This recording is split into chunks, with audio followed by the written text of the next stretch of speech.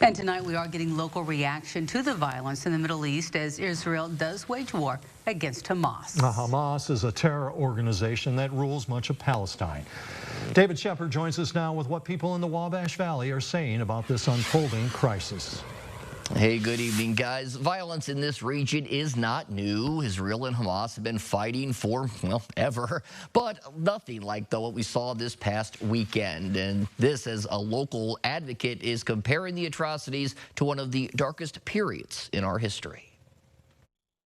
It was the worst attack against Jewish civilians since the Holocaust. That's Troy Fears, executive director of the Candles Holocaust Museum and Education Center in Terre Haute, reacting to the violence breaking out across Israel and Palestine. The death toll from both sides now in the thousands, with that number expected to rise. It's going to take a long time for that area of the world to get together and to get along, and unfortunately that means probably a loss of life for more and more people, and our hearts go out to them. Dr. Michael Chambers is a political science professor with Indiana State University. His expertise is in international relations and security. He's watching the violence in the Middle East and the impacts it could have right here at home.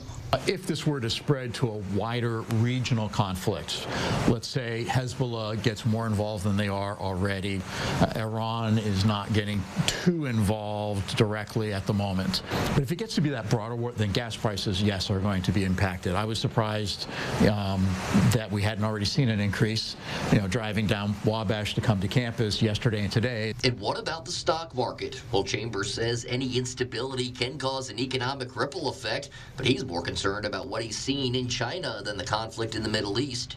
Property developers collapsing in China.